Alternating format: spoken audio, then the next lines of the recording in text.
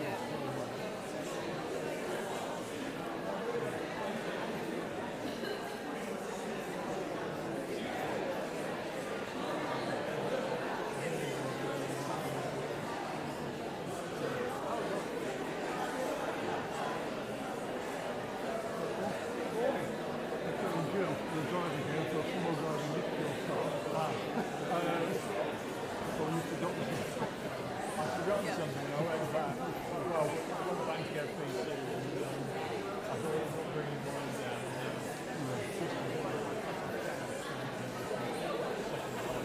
And then,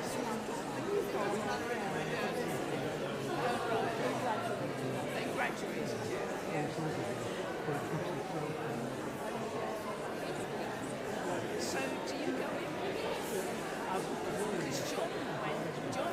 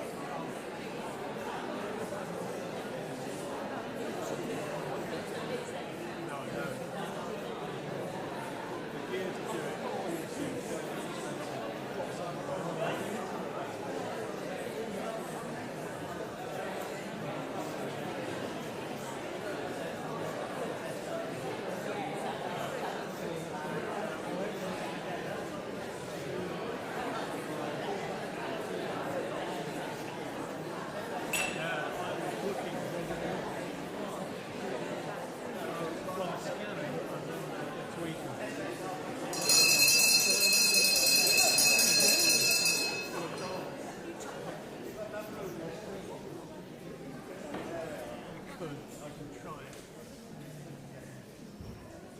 Oh well.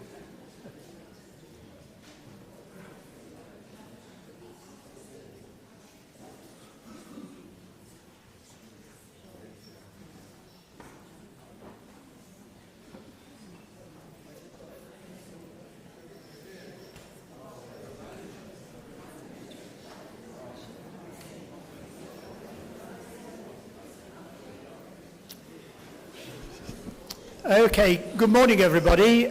Can you all hear me at the back okay?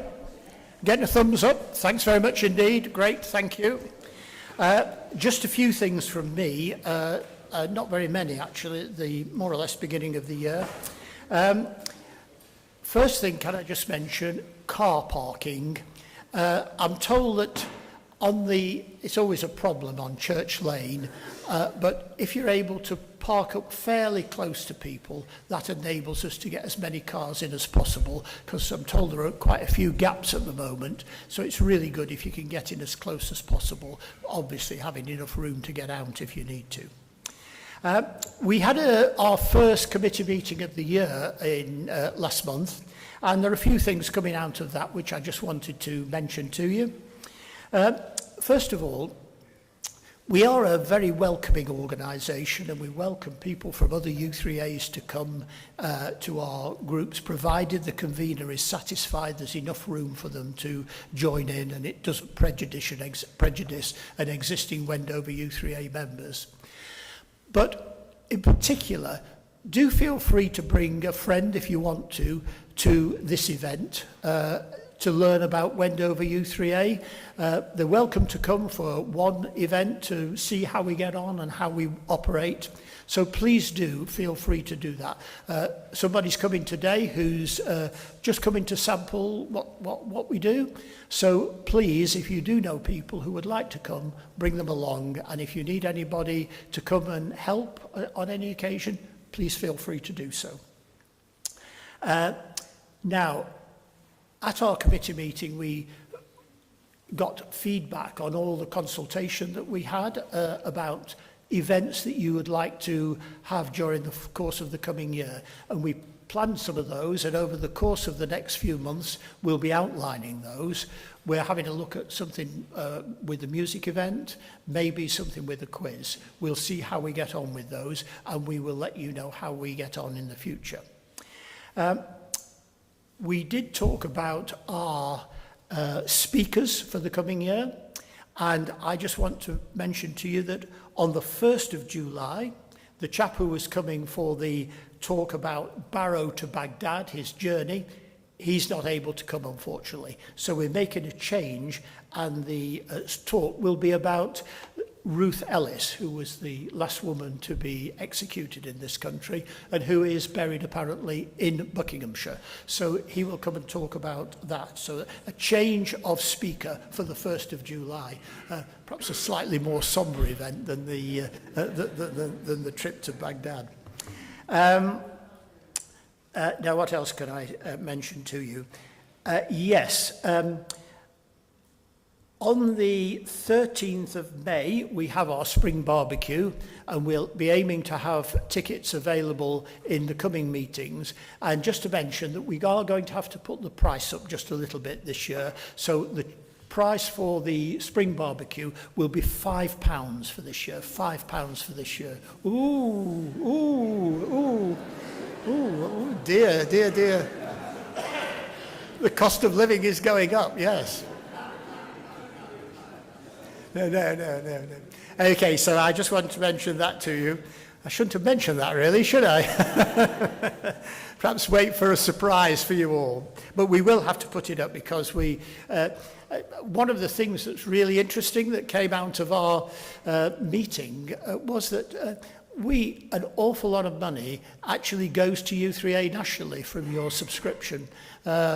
We pay a capitation fee of £3 for everybody. We pay £4.20 for each of the Wendover of the U3A Matters magazine, and we are obviously going to have to pay something for our new database system. So, you'd be surprised, it's running up to about £8 of your £15 subscription goes to national events. So do remember there's a national website there, and you can look at talks and events which are taking place, and it's also very stimulating in terms of the opportunities which are there for you to form new groups and things like that. And I know there's an initiative about groups which we'll hear more about as time progresses. Okay, I think that's all I really want to say, but I imagine there may be one or two people who want to come and say something. Are there anybody coming? Belinda, looks like yourself.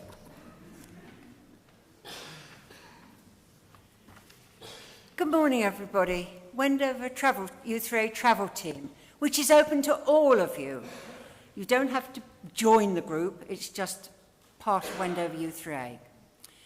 This Friday we got our visit to the High Wycombe Museums, and hopefully everyone who knows who they're travelling with. If not, please come and see me.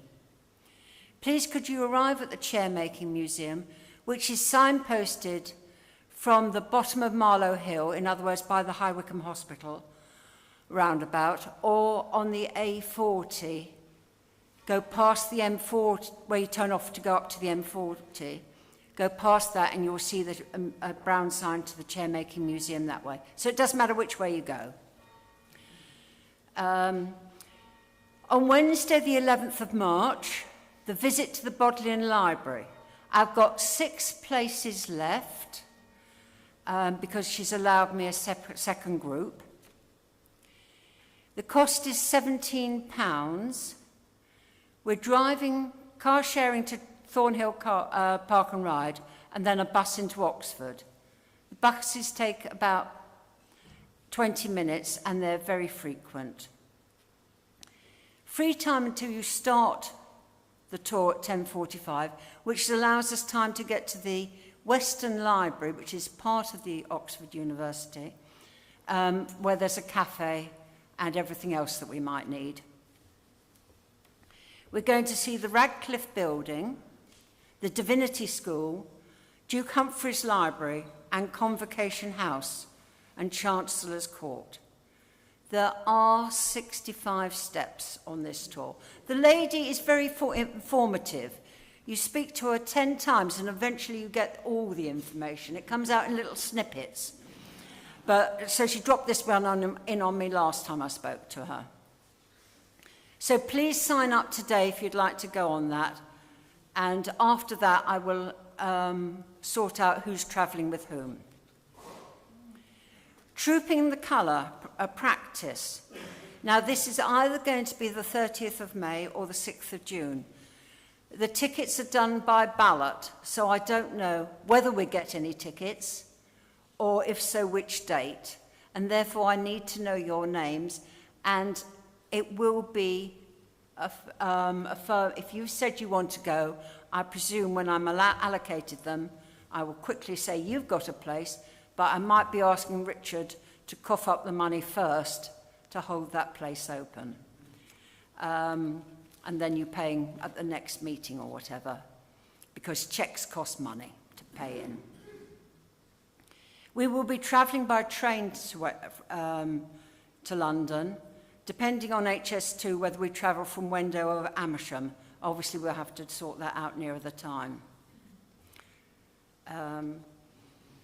At the start of the ceremony, His Majesty's Deputy is greeted by a salute on horse guards. And then the Deputy conducts the inspection of his troops with an expert eye. You've all seen it on television, but it's absolutely fantastic to be there.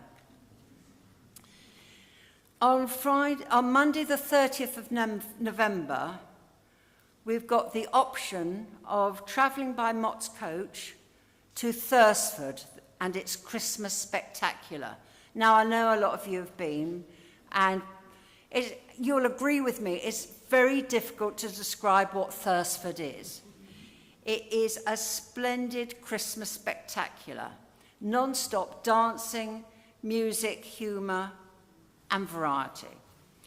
It has a cast of 130 singers and dancers, a 32-piece orchestra, many of whom perform in London. The stage is set alight with Christmas lights and things, and the stage, I think, is 150 foot long. All started off 47 years, well, it's in its 49th year now. So it all started off as a little get-together for the village in a farmer's barn, and it's gone from there. It is fantastic. Mott's are holding this tour back for us to say how many we want before they sell it publicly. So please let me know if you want to go. And again, it's going to be a firm decision. Yes, you want to go.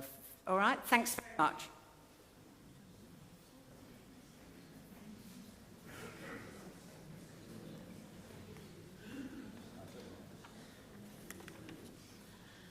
Hello, I'm Isabel Howe, the convener of the famous Lives group. We are open to new members. We meet every month to discuss lives of people who have died recently. Some famous, some perhaps not so much. Last month we discussed Tom Stoppard, the famous playwright, who won oodles of awards in his lifetime. But it was interesting for me to find out that he'd been born in Czechoslovakia.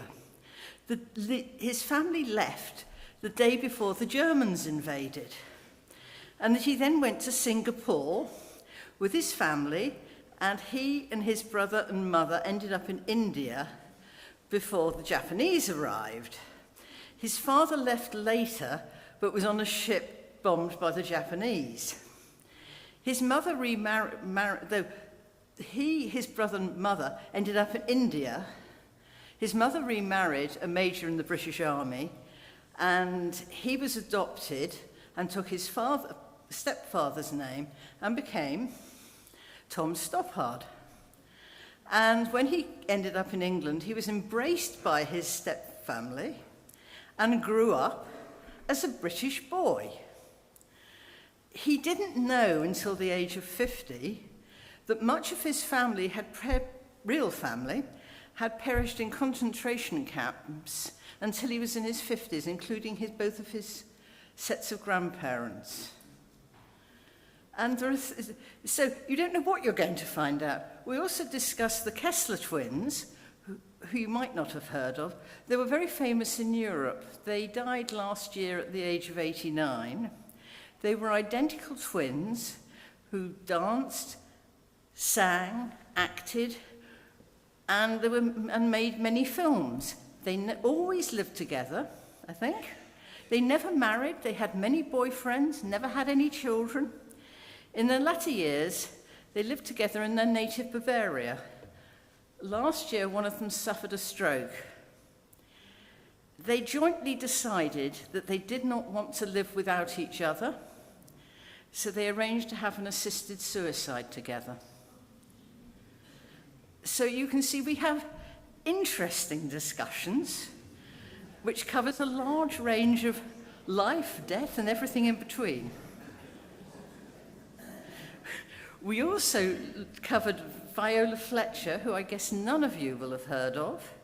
She was the last survivor of the worst race riot in US history in Tulsa in 1920.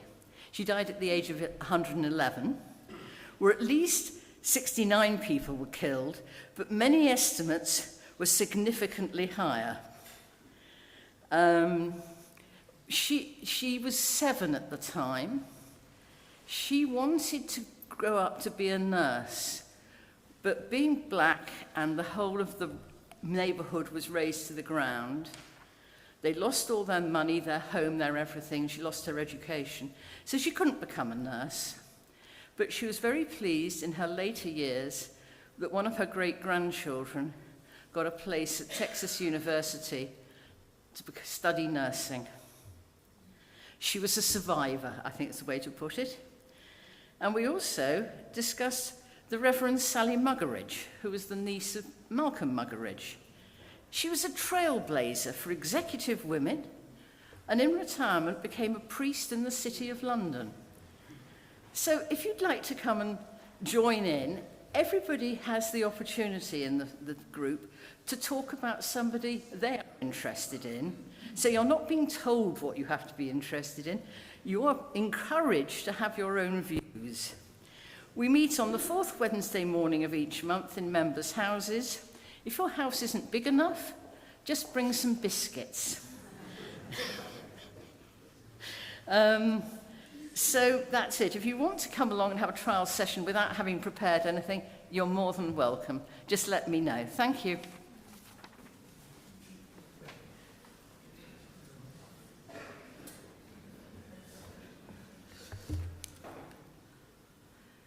Good morning, everyone. Wendy Shute and Melanie Evans, we organise the local theatre groups. Melanie and I have been busy organising a few shows for the coming year. The first one we've got is The Beekeeper of Aleppo. That's going to be on Thursday, the 5th of March at 7:30, Waterside, Aylesbury, £36. It's one of the top-selling books in 2020 by Christy Lefteri, and it's been adapted for the stage. It's about Nuri, who's a beekeeper, and his wife, Afra, who's an artist. They live in the beautiful city of Aleppo, and of course, the unthinkable happens when all they care for is destroyed by war. They are forced to escape, and then they must journey to find each other again. We need to finalise numbers for this show by tomorrow, so if you are interested, please come and see Melanie and I in the coffee break. Then we've got Chitty Chitty Bang Bang, which is on at the Elgiva in Chesham. That's Friday the 20th of March at 7:30, and some of our U3A members are going to be in that show. A fantastical musical adventure with a car that flies through the air. £21.50 for that show. That'll be the day is a concert, a great musical concert with 4 decades of music starting in the 1950s. That's on Tuesday the 19th of May, 7:30 at the Aylesbury Waterside. And finally, a ghost story which, following 7 West End seasons, is a brilliantly funny supernatural thriller where secrets emerge and ghosts may or may not appear. And then the last thing we've got is The Choir of Man, which I think a lot of people have been raving about recently. That's on not until Thursday the 3rd of September, but we have got a sign-up sheet if you think you might be interested. That's brimming with hits from artists such as Queen, Paul Simon, Adele, and this is a pub like no other, so I assume it's, again, a music concert, but sort of set in a pub atmosphere. So anyway, thank you very much.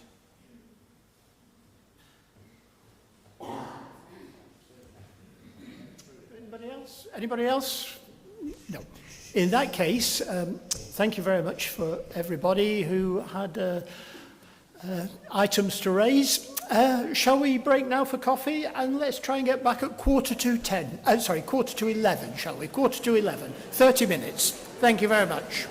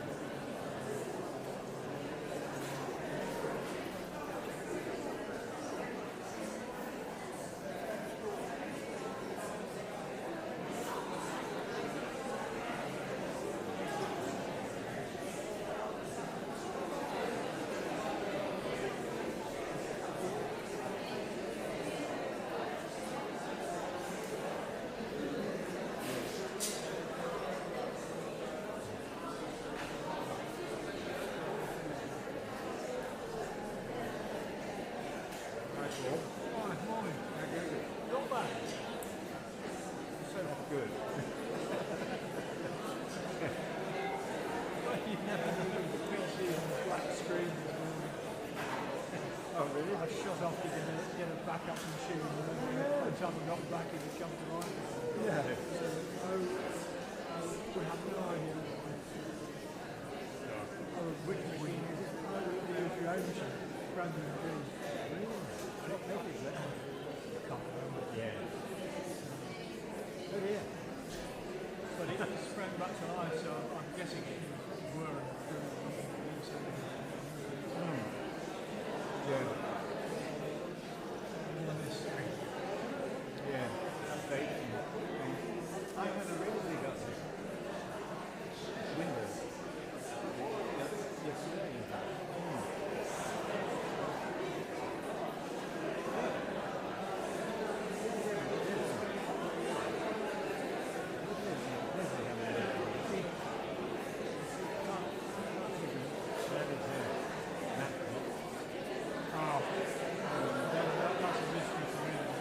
Oh, is it? Okay.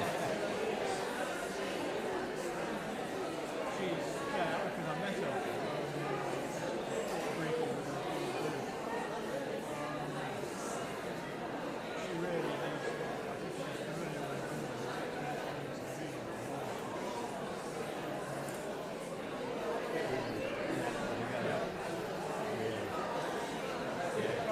I've never gone near them myself. Coming from a town, I probably could walk my way around. How does that differ? Apparently, well, they don't have all the icons and bits and pieces. It's like going from an Android phone to an Apple phone. Like, way you know, I kind of imagine that all they become an error. Well, there are certain companies, so things like certain similarities following the command and so on. But it's always like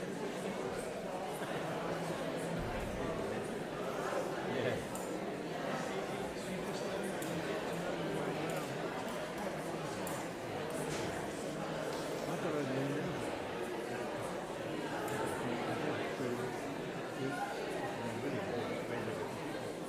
And the battery is getting really, really crappy now.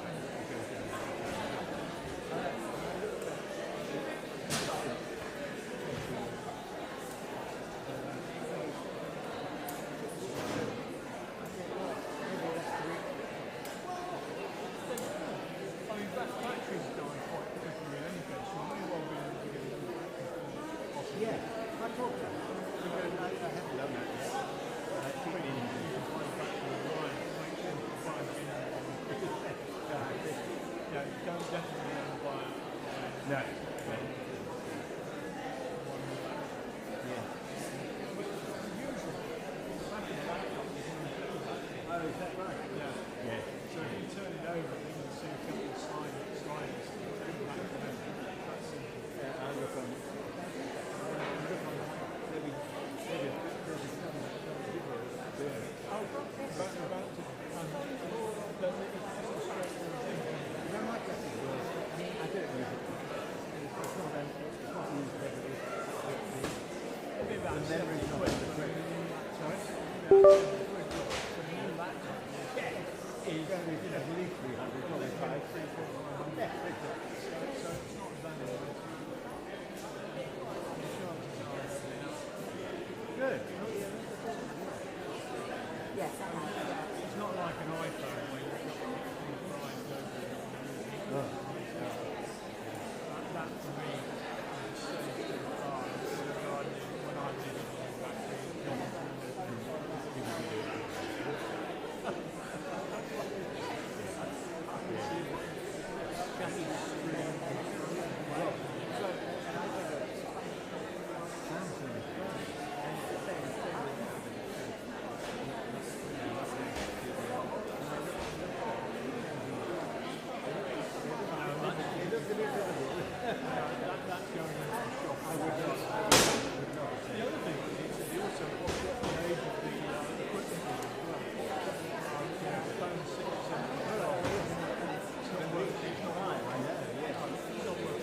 event. New funds and people are only supporters of that.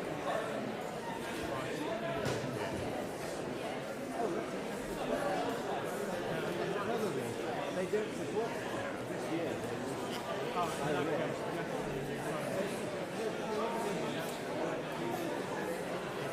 It's great.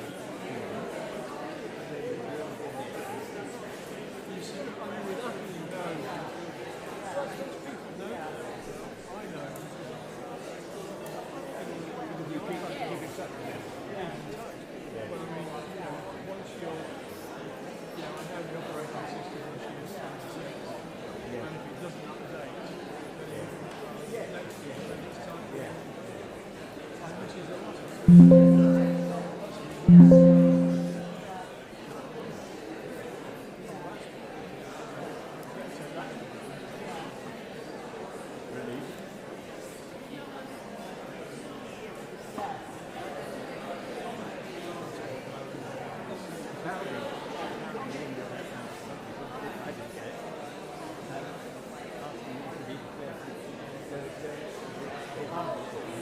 Yes, I got that. Yeah, and that's they think it's something for everybody, but it's not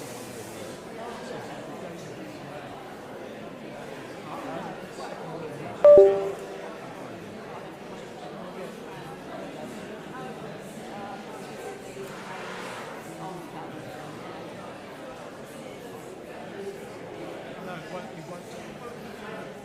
Oh yeah. All right. I can't remember it. Yeah, it will. I'll get a look for it. Also, it depends on your conveyancing. Oh yeah. Oh right. Yeah. No, I don't pop like that. It's still not to get. Yeah. Oh, that's good. I feel a lot better. Hey, good kid. Cheers.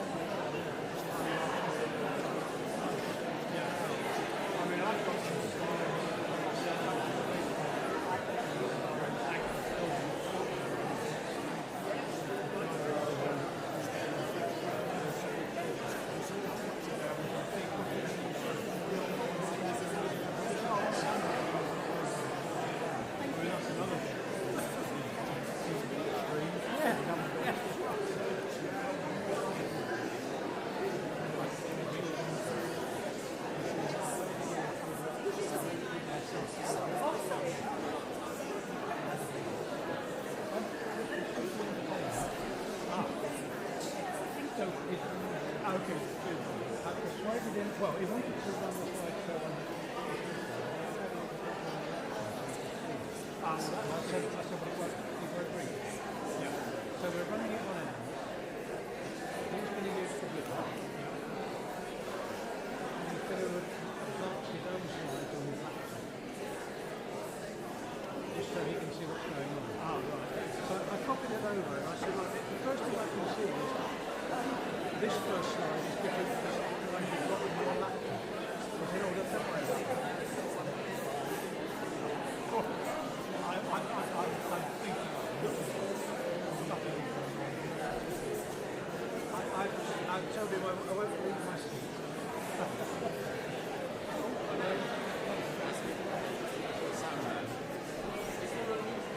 There isn't. I have no idea. Sorry. I have got something to check. I'm just moving this way. I've checked this first early this morning. I checked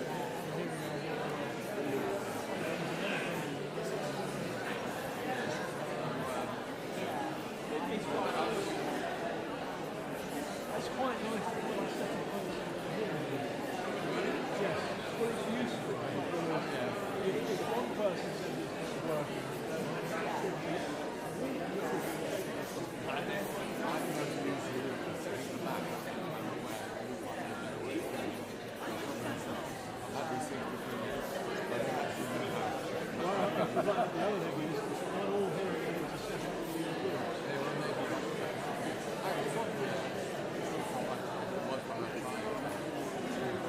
yes, we do have a we don't have control of it. It's meant to be one thing. But if it does fail, we a long time well, yes, I need to know the size of there.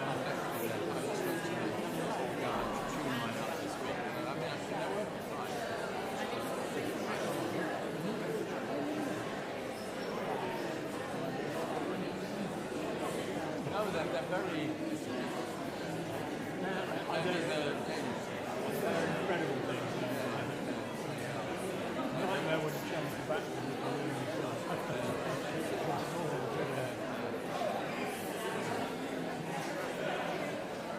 I can't remember you saying you're away this week. yes.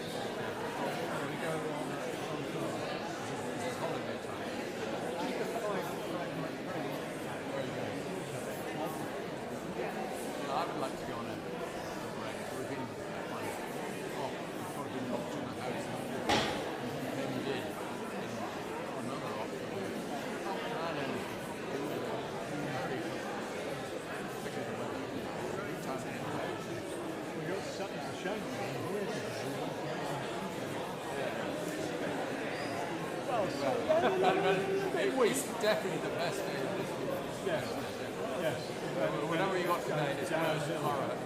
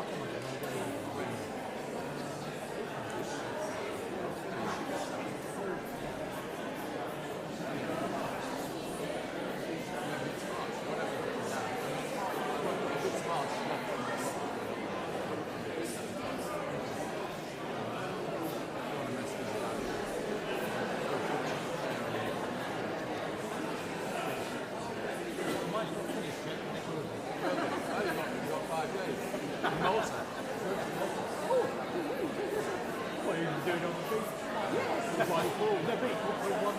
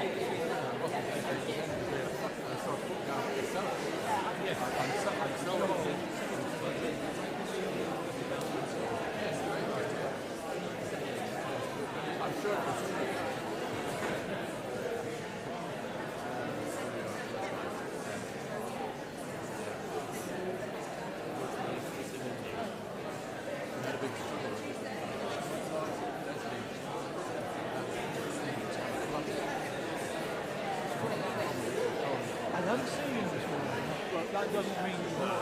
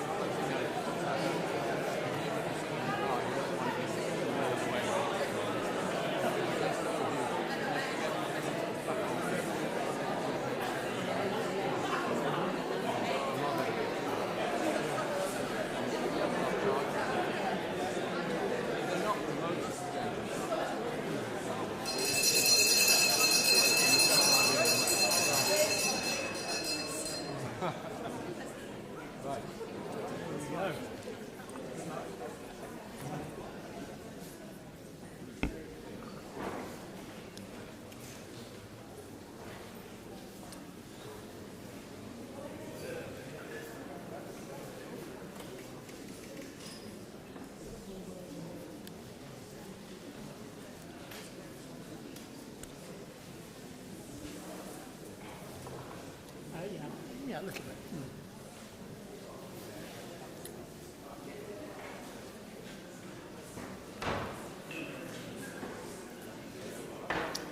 Okay, everybody. Everybody settle down.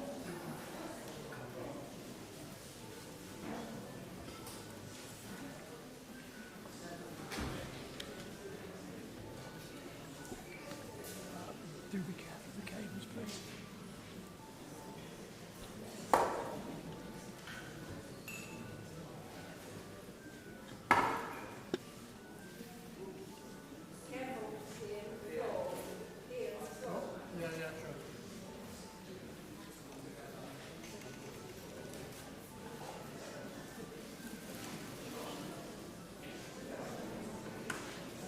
What's making a funny noise? What's making a funny noise? Something ringing.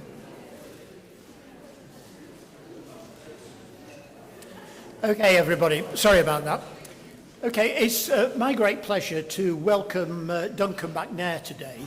He's a prominent practicing lawyer in London who specialises in commercial and probate litigation.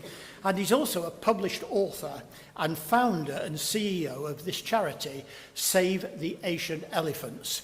My apologies to you from my last newsletter where I confused them with African elephants. My apologies for that. It's Asian elephants.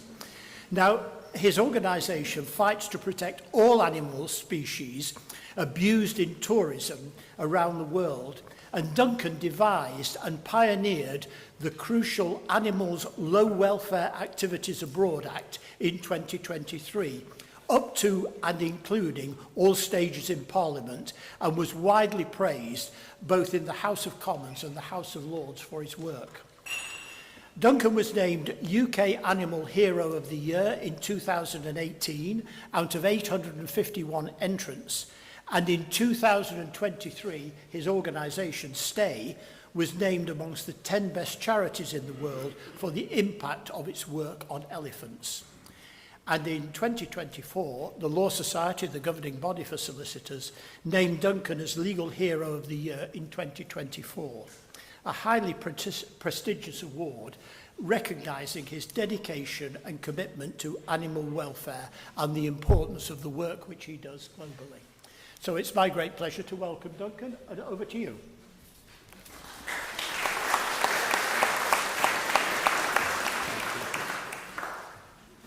Well, good morning, ladies and gentlemen. Can you all see me and can you all hear me?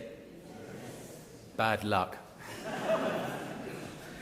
So thanks very much for being here to hear me on a cause that's absolutely embedded in my heart and in every organ of my being. And one, I hope you'll, by the end of this talk, understand why I feel a great devotion to it and the urgent need for change. The 27th of July, 2014, was a seismic day in my life.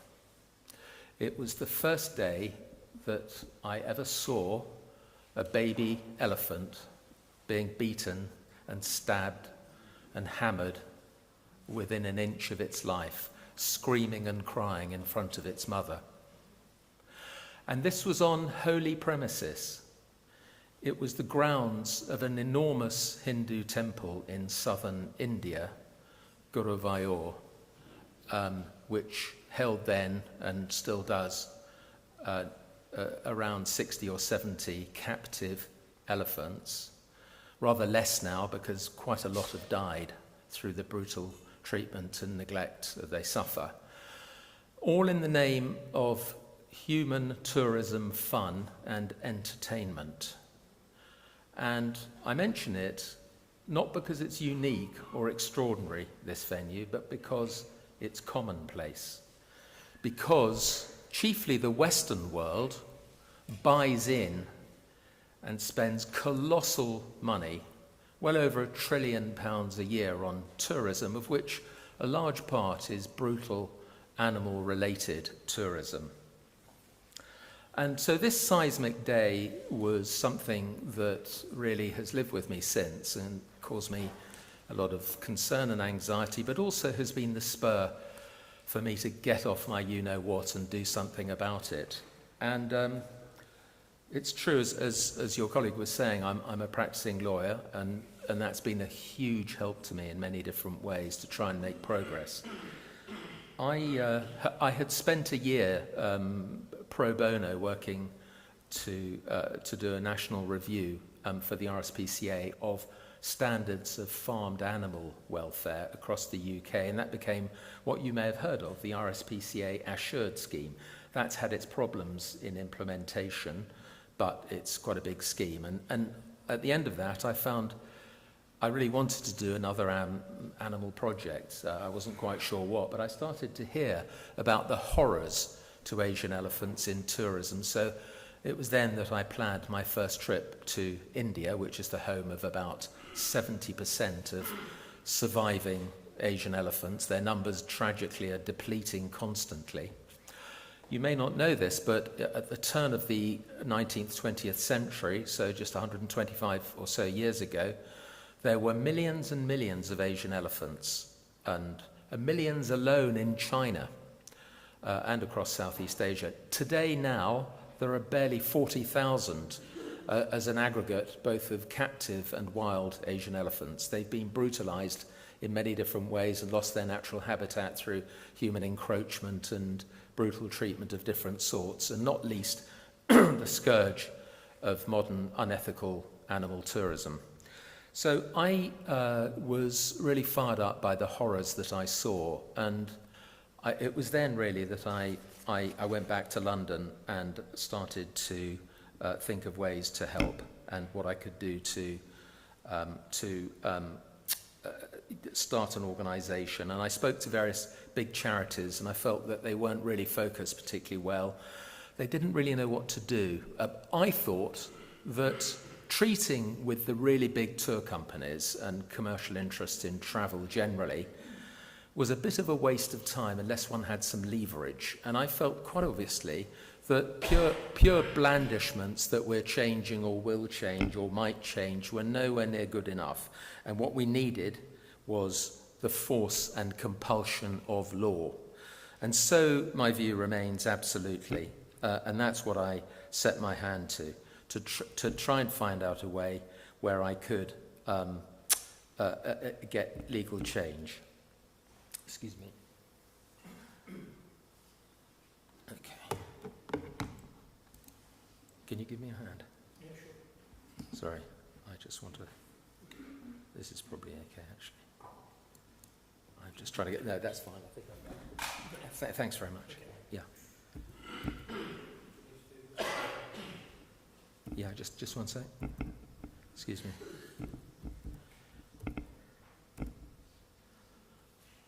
Okay.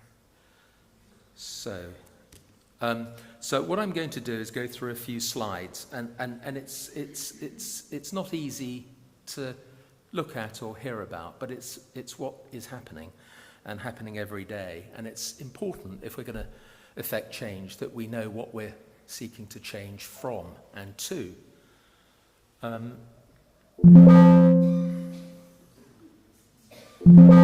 that working? Okay.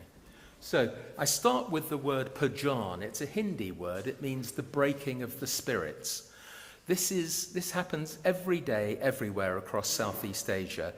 It's the brutal beating and stabbing of isolated baby elephants that are snatched unlawfully from their mothers and their herds, taken away, isolated, very scared, kept in what's called a kraal, or a crushing cage, which is gradually closed in upon them over a matter of weeks.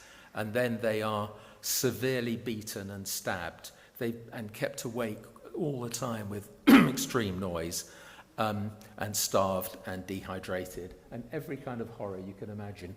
This slide you're looking at shows a very young elephant awaiting this brutal treatment.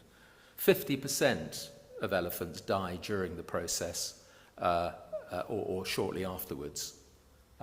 The purpose of it is to break their spirits for easy use in tourism, which is a mindless concept, because elephants, as we know, are immensely intelligent, extraordinary cognitive powers. They don't need brutality in order to learn how to bend to man's will and man's demands, and yet they're being brutalized in this horrific way.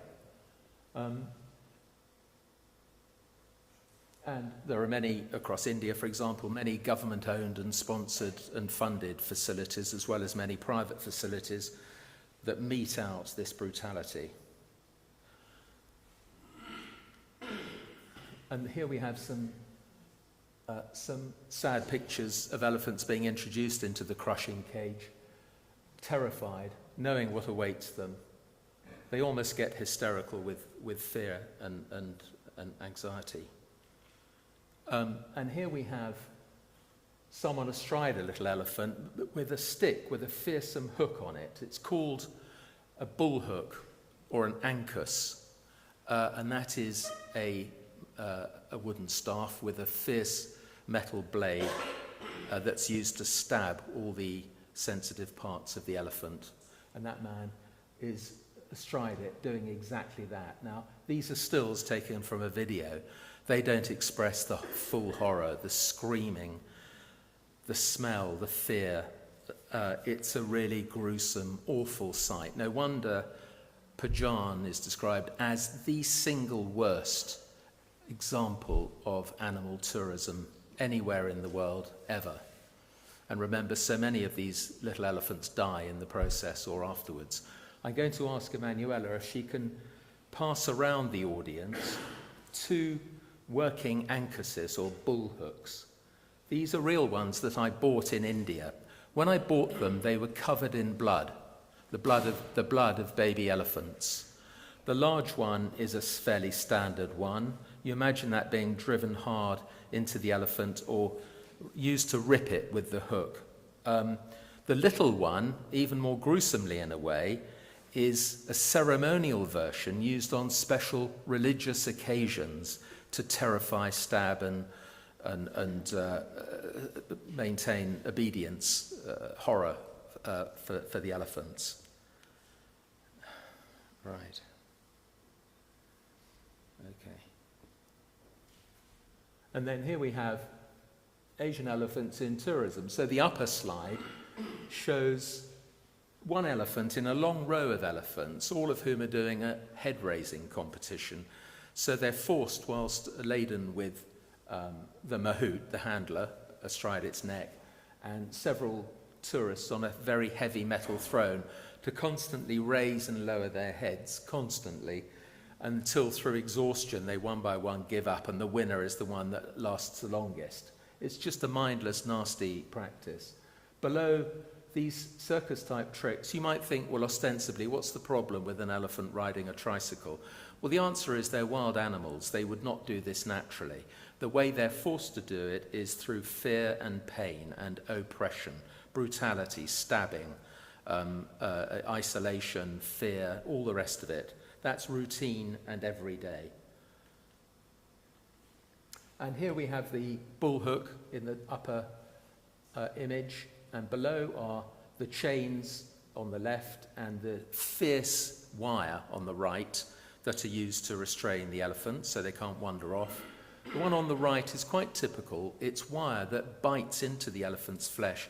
It doesn't expand as the elephant grows, and so it digs into the flesh and causes dreadful suppurating wounds and so on, wounds that are left wholly unattended by these facilities, and so they get septic and they get all the horrific problems that follow, foot rot and everything. They often just collapse and die, but die months or even years later in agony. I've seen it happen. It's so shocking. And above there at the top is the so-called parking stick, just a long shaft of wood that's used to keep the elephant in place, sometimes parked on its foot, sometimes tucked behind its ear. So the mahout can just wander off and do what he likes, might come back in 5 minutes or 10 hours.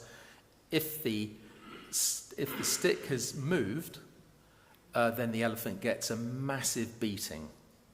Why? Simply because it's moved away. Elephants are so intelligent, and they're also fitted sometimes with bells so that they arouse the attention of the mahout if they wander off. But they're so clever, they've been known to stuff the bell with mud and then wander off so they can't be heard. Or indeed to push the stick that's behind its ear to sit against the fence, then wander off and come back and re-engage the stick. So they're clever animals, and in a way it's sad because you realize how much they know about what's going on and how much they realize what they've lost by being taken into brutal captivity, where they should be in the forests, the lush jungles of Southeast Asia with their herd, their families. They're very close, as we know, and they've lost all of that. They're not even generally given the society and the company of their fellow elephants. And so these ostensibly are innocuous-looking images, but indeed they're not. And the top left is elephants being ridden every day, literally to death sometimes, with 4 or 5 heavy people and a huge metal throne on top. Elephants' backs, in fact, are fragile and weak. Elephants are mighty strong, and they can push and pull on the horizontal, but their backs are not made for taking heavy weights at all. On the contrary, their back, the spine, comprises many, many upward pointing spurs of bone that are agony if heavy weights are applied to them. So that's agony. They get terrible back problems if this goes on, often in extreme heat, often on tarmac roads where the soft pads of their feet burn and never get any attention. They go septic and the rest is horrific. And then below, you can see, if you look closely, the image of the man waving or using the ankus again to control. And these poor elephants, when you look closely, I've seen many of them, they're utterly covered in wounds, especially around the feet and legs and everywhere else. They get stabbed routinely. And they're terrified. I've seen mighty, mighty elephants, tusker elephants, magnificent creatures who, if you wave the bull hook in front, they leap back in terror, in part remembering the brutality that's been meted out to them when they were first taken into captivity and all that's happened to them since to restrain them. Above is a small segment of an enormous so-called Perahera, a big festival that happens across India and Sri Lanka and other countries in that area. which is a religious festival, and my organisation, Save the Asian Elephants, is wholly respectful of true Hinduism and its tenets and its beliefs, but not of the brutal version, the twisted version, which involves brutality to animals. Indeed, Hinduism, like virtually all the faiths of Southeast Asia, believe in the sanctity or respect for all of God's creation, including elephants, and yet they don't observe it, they exploit it. I should say exploit it, although it's the West largely that benefits financially from this exploitation, the travel companies, about which I'll touch on more momentarily. Below is a flatback truck, which is used, very often these trucks are used to transport elephants at enormous speed around India, for example, which is an enormous country, as we know, to get them to the next festival. Big tusker elephants are a huge status symbol, and they can be hired out for festivals and all sorts for up to £5,000 or £10,000 an hour, which is a colossal amount in countries like India. So there's enormous pressure on these elephants, and they are literally worked to death. And I've seen elephants that have crashed out of the side of these flatback trucks and smash all their ribs and everything. They're just left there to die. The trip itself is terrifying for them and wholly unnatural, quite obviously. That's a bigger image of a particular perahera or festival. The noise is deafening. Hundreds of thousands of people, klaxons, massive music, all sorts of noise and crackling PA systems, screaming, shouting. That's not really conveyed in the photos, but there are overall about 100 or 120 elephants who have been bussed in at great speed to participate in this event, and not fed properly, not watered properly, suffering terribly. Often very ill or injured elephants are pressed into service for this purpose. These are some photos I took in Guruvayur, which I mentioned earlier. Some of these elephants, the example is top left, are tethered in position, not for a few days or a few weeks, sometimes for 10, 20, 30 years without ever being moved. They're there as exhibits, and the temple makes money out of them. Sometimes they're given by Bollywood stars as a donation to their old temple when they've gone abroad to make money or whatever, and they think it's a good deed that will help them to rise in the estimation of their gods, without realizing the terrible brutality that becomes the poor elephants. So designated as an endangered species, the Asian elephant, since 1986, that's, 40 years ago, their population has reduced by at least a half over each of the last generations, which is pretty drastic. And yet elephants perform a very, very important ecological role in the dispersal of seeds and the provision of their manure to keep the forests going. They also do a good job. You've probably seen images of elephants pushing over trees and so on. And that serves a good purpose, to push over the weaker trees that enables the younger, healthier ones to flourish, to maintain a healthy canopy for the forests. So STAY has various means of working.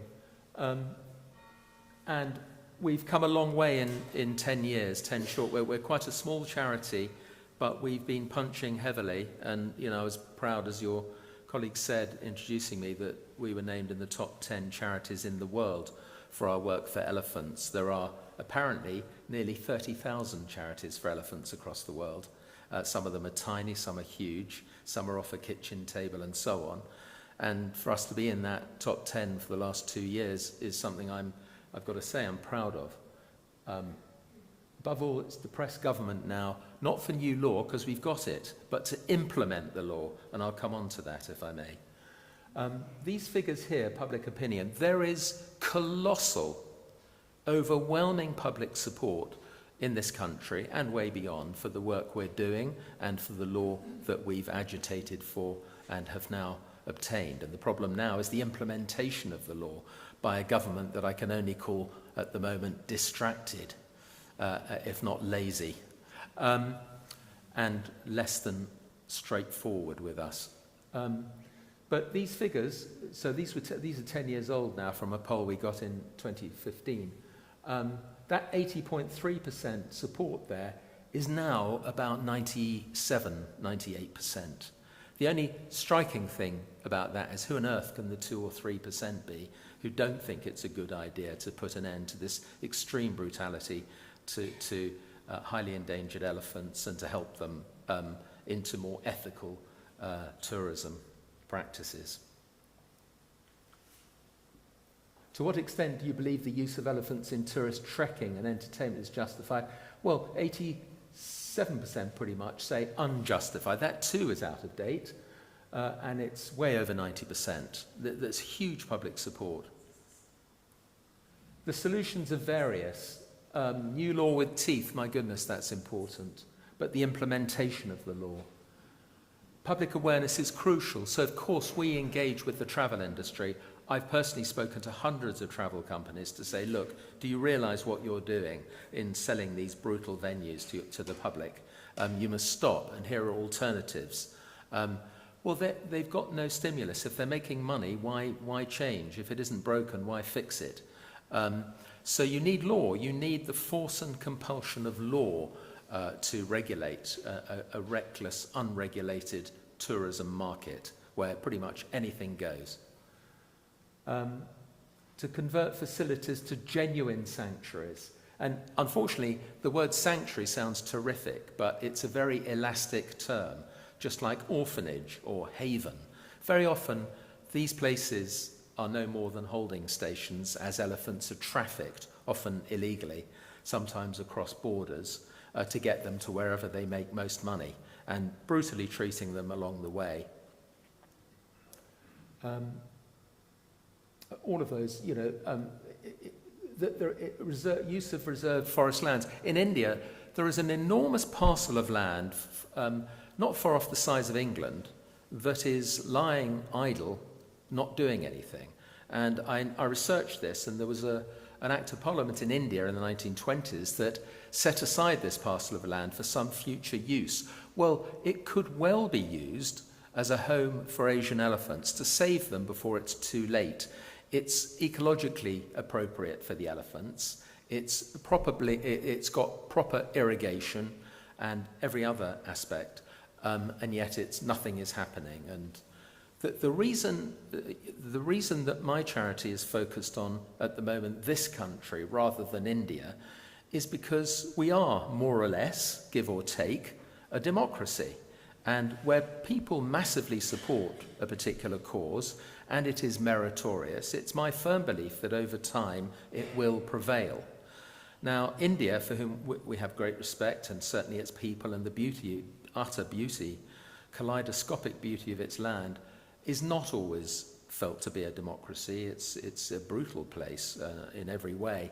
And very often, I'm sorry to say, the political classes make big money out of this brutality. They sponsor, and indeed are partners in, many horribly unethical practices involving animals, including the totemic Asian elephant.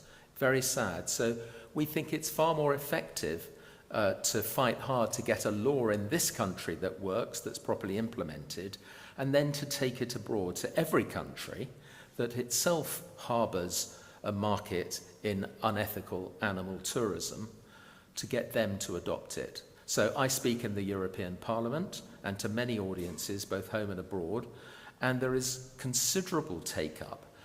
Many of them, of course, whilst approving our Act and its precepts, they want to see it up and running and working in our country as a working model for them to adopt or adapt as appropriate. But we still think that working in this country with a receptive public who can apply pressure to the political classes is the right place to start, not to wade into India, which some very well-placed financially big charities do, and sort of, sail across the ocean, plant a Union Jack in the nearest mound, and then start telling Indian people how to look after their animals. That's a road to nowhere, and it doesn't work. What we're doing with our act it's an act. The Animals Low Welfare Activities Abroad Act, it operates, when it's implemented, a domestic UK ban on the advertising or promotion of any overseas practice that brutalizes any vertebrate species anywhere in the world. So it's regarded as the most important animal welfare act ever in this country. Why? Because it affects hundreds of species, most of them highly endangered, and all of them highly vulnerable. So it's not just elephants, it's the big cats, it's the ape family, it's dolphins and orcas, and many, many other species that are brutalized, and many that are not necessarily endangered, but highly vulnerable and suffer terribly, like the equine world, horses and donkeys and camels and many, many, many other species. The problem is, I'll come on to it, this government is not following through on its pre-election promises to implement this law. It's a disgrace. I can't say that the previous government clothed themselves in any glory, but this government promised to do it, made barnstorming speeches in favour of the law. It went through remarkably unopposed throughout both houses of Parliament. His Majesty the King signed off the law within 2 hours with royal assent. That's a world record as far as we know. Normally it takes 6-9 months or more, or sometimes never. He did it within 2 hours. And yet, both the last government and now this one have done nothing at all, nothing to implement it. And it's now, this law was passed in September 2023, 2.5 years ago, and they've done nothing. And that's not for want of our trying. We hope it will happen, but it's going to need a bomb under them. I'll skip through that. Now, I'll just come on to some general comments. So I've explained what the law is, and it operates this ban on the advertising of overseas venues that are brutal to animals. And that's very important. Many holiday makers are unaware that every year millions of animals are exploited and killed in tourism across the world, and many of the most iconic species. And I mentioned some, but also ostriches and exotic birds and vulnerable horses and donkeys and so on. And this takes place around the world in many countries. So my organisation, Save the Asian Elephants, has identified over 1,200 companies in the UK who profit from advertising nearly 300 brutal elephant venues alone. And this growing market really reflects and is a consequence of the lack of any effective regulation. Law with proper enforcement and penalties is crucial, whilst time remains for many of these highly endangered species.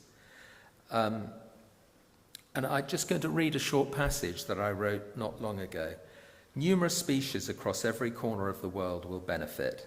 Take Asian elephants, complex, majestic, ecologically crucial, known as the mega gardeners of the forests, which they nourish and sustain. Their sad fate in tourism is to be snatched as babies from the wild, their defensive mothers killed in front of them, isolated and starved for weeks, then beaten, ripped with hooks, and screamed at till their spirits break. That's Pajan. One half die in the process. Their remaining lives are endured often in extreme violence and despair. Add to the list baby monkeys enslaved from the forests to a life of selfies and profile pictures. Tiger cubs, just photo props, then drugged and chained for life in tiny cages. Walking with lions, later sold on for canned hunting. So they're put in a cage and they're left and they're shot to death as they cower in terror in the corner of a cage. Dolphins and orcas in tiny featureless pools until their death. Ostriches seriously injured and in great pain by being ridden in races. So all of these are species that stand to gain from this new law when it's implemented. So when will the law take effect? Well, it should have taken effect, and this is what we're doing now so hard to press this government. I'm organising a parliamentary event for a month today, the 4th of March, for MPs and peers to come and see us and hear some more about what's going on. It's to me quite shocking that a month ago a Member of Parliament held an event in the Palace of Westminster where he extolled the virtues of a particular venue in Spain, which he said was a great centre for research and conservation. And in fact, it's awful. It's awful to the poor animals, particularly dolphins and orcas.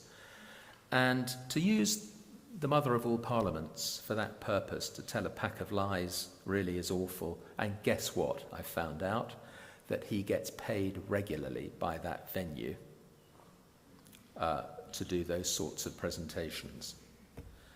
That chimes very closely, in my view, with the revelations of the last couple of days elsewhere in Parliament. I've got here, and I won't go through it, a long list of the terrible, terrible activities that should be banned.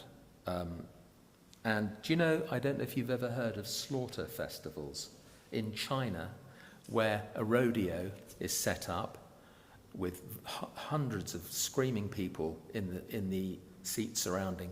All sorts of different species are brought into the rodeo, and people can scream out as to how they wish a particular animal to be put to death. All sorts of species, and for the dog lovers amongst us, I bet there's a lot. The dogs suffer gruesomely, and it's not a quick dispatch very often, because it's all for the fun of the crowd. You know, we are the superior species, or are we? And so these are all the sorts of activities. That is advertised. I found that advertised somewhere in the UK. But there are many activities, and what the government must now do is to lay what's called a draft statutory instrument before both Houses of Parliament containing activity regulations. Quite simply, a list of those activities that should be covered by this Act, that should be banned. Elephant riding is one of them. People say elephants are big, we're small, what's the problem? But elephants have to be brutalized in order to accept people on their backs, and that continues because they're wild animals. And beating them up actually doesn't help. And vast numbers of people have been killed by brutalized elephants who go nuts. In fact, my organisation has identified over 800 humans killed in the most awful way by elephants, Asian elephants, brutalized in captivity, and another 1,000 suffering catastrophic injuries. So this is a bill, an act that will stand to help humans as well as animals. And that's an important part of our outreach, to make that clear to those politicians who may not give a dash about animals, but they've at least got to pretend they care for their fellow humans. And there are many examples, but it's not difficult for government. They've got a huge majority. They could easily get this through very quickly, but sadly they've resisted at every turn. And if you want to know a politician these days to write to, well, it's the Secretary of State at the Environment, Emma Reynolds, who's fairly new in post, but has already managed to ignore our letters, just as her predecessor Steve Reed did. I can't say the Conservative predecessors were much better, but it's a tragedy, really, and this is an act. It's not a pledge or a promise in a manifesto or made in a speech. It is an act. Parliament has spoken. Parliament's spoken, and unequivocally so. There was not a single division or amendment in any of the votes that happened throughout the history of this bill going through Parliament. Nothing. Everyone supported it, pretty much. There were a few murmurings from those in the pay of the brutal travel companies, but it's a monstrous failure on their part. It doesn't take up much government time to get it in, and they should jolly well get on with it.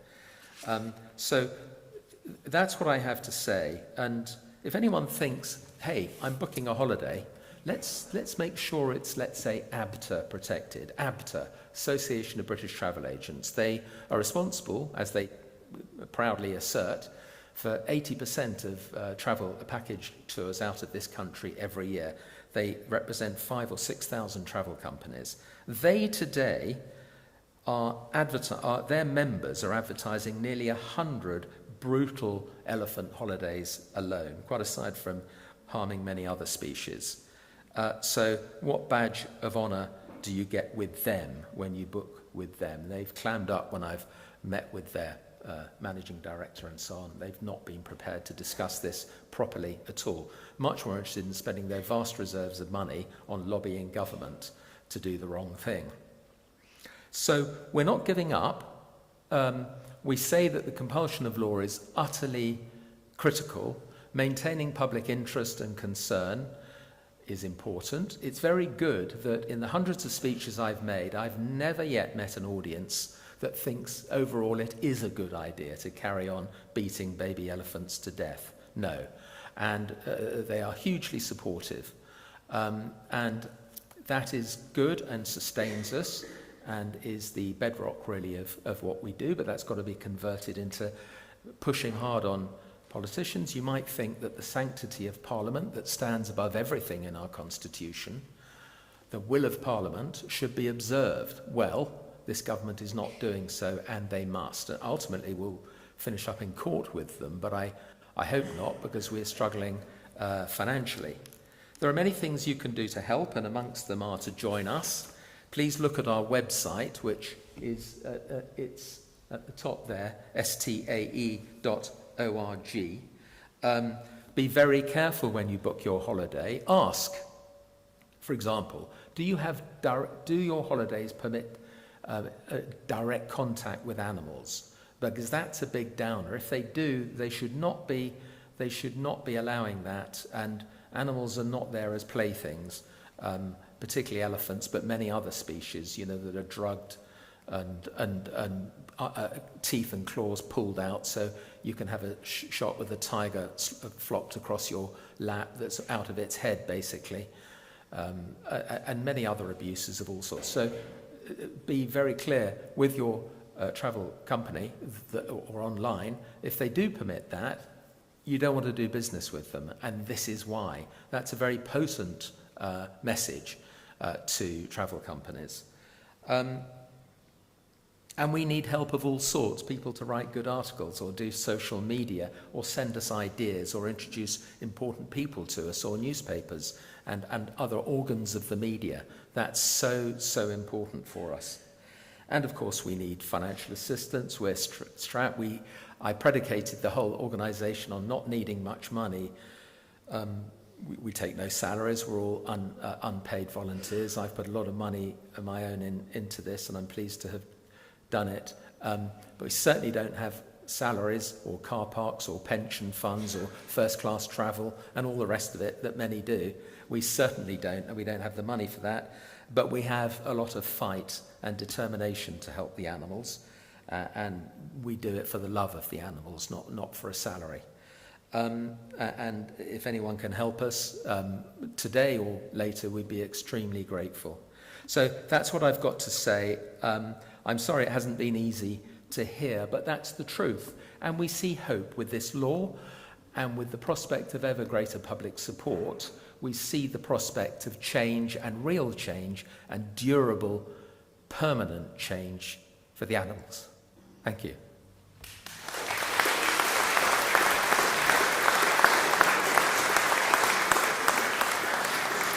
Now, go to the table to take some questions. Any questions? Yes. Hang on, let's just get the mic. I don't think you'll be able to hear me. Yeah, okay. You don't seem to have a lot of faith in orphanages or sanctuaries. Are you familiar with the Yes, I am in Sri Lanka, and no, I do not have faith in that place. I do not at all have faith in it. And let me tell you, sir, that, as I said earlier, the word sanctuary connotes almost anything you want it to connote when you get out there. It sounds it's a wonderful word, isn't it? It gives sanctuary, it gives protection and a home to a needy animal. But very often these are just words that are used to induce people to go there to pay money to see the elephants. It's a place for baby elephants, Pinnawala, who have often been, invariably been unlawfully snatched from their mothers. And I could have added to what I said earlier about the mother being killed who tries to protect their baby. Often 5 or 6 or 7 of the herd who try to protect the baby are killed. They know what's going to happen to it. And I'm afraid Pinnawala is absolutely not a place that I would sanction or recommend. There are places in different countries. When I go round them, I'm very careful to try and stay up to date and to check maybe good new emerging places, but they're in the minority. And they won't be enough to sustain and enable the survival of these disappearing species.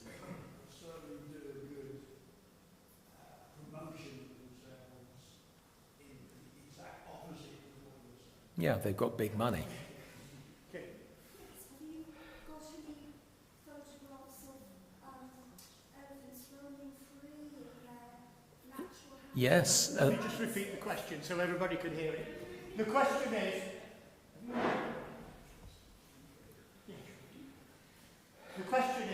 have we got any photographs of of elephants roaming free in India? The answer is yes, and if you look at our website, you'll see quite a big section just on that. Because, of course, it's important to show how things can be and how they should be, which is exactly the wording we use on the website. And I've been very careful when I've gone on my trips around India and around Thailand, for example, when I take usually a big celebrity and a big newspaper, hopefully, so they can do a big splurge when they get back, to show them things as they can be and should be, as well as the horrors that we're trying to tug everyone away from.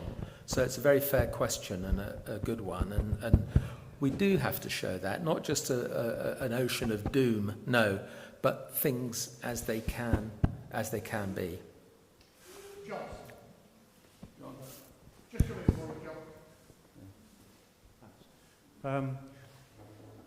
It's a worrying situation that you describe, but just a couple of things occur to me. One, are you saying we're just waiting for a statutory instrument, which with detail about how this should be implemented, or are we saying that, like many things, unfortunately, you have an Act of Parliament, but they are either badly regulated or they're not regulated at all, and therefore you might as well not have the Act of Parliament in the first place. There are many examples of that where we even have a regulatory framework and a regulatory organisation, but they don't do the job properly. Do we actually have a regulatory organisation as opposed to a number of charities who are not regulators, who would actually be able to implement, because the organisations you've referred to so far are just trade associations and are entirely not the right sort of organisation to regulate what you've been talking about? So the question is, how is this enforced? How is it managed? So there's several parts to your question, and perhaps two separate questions. But on the first bit, it's the first of the two options you postulated. It is absolutely the first one. There is a law in place. Like many other enactments of Parliament, it requires secondary legislation to give effect to it. That secondary legislation is generally called a statutory instrument. And it's a very short, simple document that needs to be laid before both Houses of Parliament by the responsible minister, in this case the Secretary of State at DEFRA, which simply will list so-called activity regulations. That's a shopping list of practices that should now be precluded from being advertised or promoted. That's the scheme of the law, which was supported by pretty much all parties and all politicians who took part. And it's not complicated. There's no complications about it. They simply got to not only that, but my organisation has sent not only abundant evidence of abuse of animals around the world to both the previous government and updated to this one. Huge amounts of evidence that's really bulletproof, but also the activities themselves that should constitute the statutory instrument. Very simple. Now, on your next point, I think it's broadly who's going to enforce it. I think that's it. I'm not sure, but it's an act of Parliament, and it has consequences and penalties, and it's not particularly satisfactory that many laws have to be enforced by bodies who are stretched. In this case, it's local authorities, not what we wanted, but they're the ones who would do it. Now, they've got plenty to do already, but just imagine this. Supposing, and anyone can report a breach of this law when it's implemented to the prosecuting authorities. Supposing an enormous travel company, ABC, was caught serially breaking the law by advertising brutal venues. So they are prosecuted, and the managing director is required to stand in the witness box as a potential criminal on behalf of his company, with the world's press there.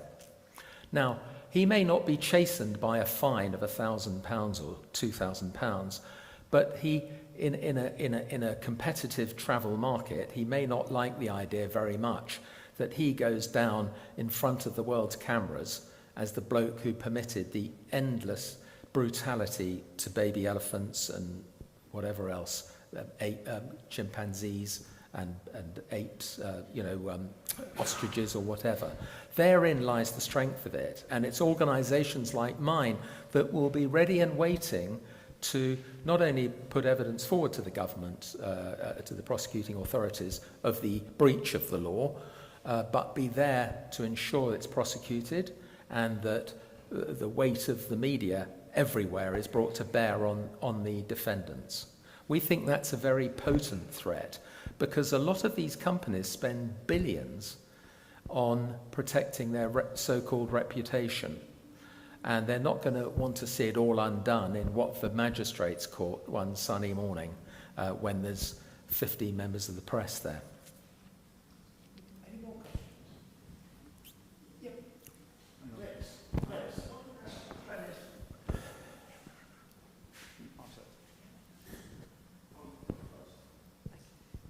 I was wondering if you could get somebody like Sir David Attenborough on board, because somebody of his stature could surely have enormous influence. It's such a worthwhile cause. I just wondered if you've ever considered that. I have. I've visited him, actually, and we know him, and we know his right-hand man who's on my team, and he would be. He's now age 99 and a half, and he's told me that he's not looking for exciting new projects. But he's a very courteous and a wonderful man who does his work in an exemplary way. And as you say, he's been a trailblazer and a fabulous patron of many causes, all of which I approve of myself, absolutely. We do have pretty big names amongst we have a head of government of the former 3 times Prime Minister of Bhutan, which is a very interesting, relevant country. We have big names. You may be horrified to hear we get help from Ricky Gervais sometimes. But also people on the other side of the respectability fence as well. But we have very good people who help. I spoke yesterday to Joanna Lumley and her team. She's a great advocate for these causes, and so on. But you're quite right. The power and influence of celebrity is very important. And I can't think why, but when we were planning this parliamentary event for today month, the 4th of March, and we were trying to work out how this new intake of MPs from the last election would be encouraged to come to our event, of whom a large number are youngish men. A lot of people suggested Joanna Lumley. I can't think why. But there are some really good people. I deal all the time with Peter Egan. I don't know if you know of him. He's a wonderful actor, a man with a heart of gold. And he puts dogs and elephants, perhaps in that order. I've tried to rebalance it, but at the head of his love and concern for all animals. But yeah, the power of celebrity here, as in so many other areas, is really pivotal. It's very, very important, not least because they have an enormous social media following. We wish we could get more, absolutely. We're quite a small organisation. We punch heavily, but we probably cover the ground a little thin in some places. We need support, financial support, and we really know what we're going to do with it, as well as, it's the cost of running the whole operation, which is quite significant. But thank you for that question. Okay. Can we call it a day at that, if I may? Because I know, Bob, you're going to say a few words of thanks. If you can help us at all, I and my colleague Emanuela will be ready to say hello to you, or you can write to us or whatever you like. And if you want our details beyond what's on the leaflet, could you please come and speak to us? Thank you so much. Thank you.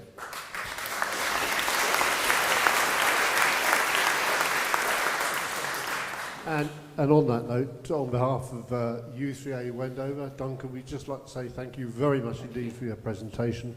Fascinating and disturbing in equal measures, and for highlighting not only the plight of Asian elephants, but reminding us all of the plight of animals everywhere that are mistreated, and also the fact that we can get you any time we want through the organisation, through the website.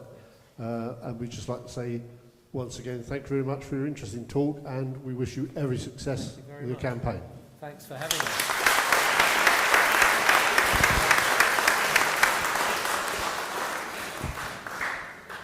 Well, thank you all very much indeed. Thank you for coming today. It's been a pretty grim week in terms of weather, but you've all faced the elements. Look forward to seeing you all next time. Next time we will have a talk by John Benjamin in relation to the eggs. I've forgotten what they are. What are they called? Fabergé, yeah. A totally different subject. So thank you very much and have a lovely February. See you all next month. Thank you very much.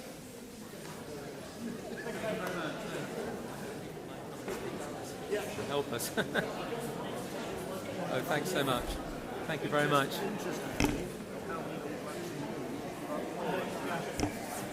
Probably not that many. No. It is.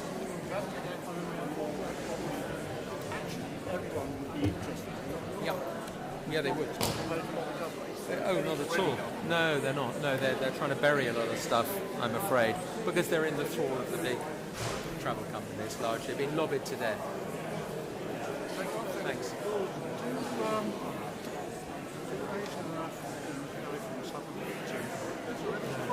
No, I don't believe so. Not in the wild. I mean, maybe they're forced together in zoos.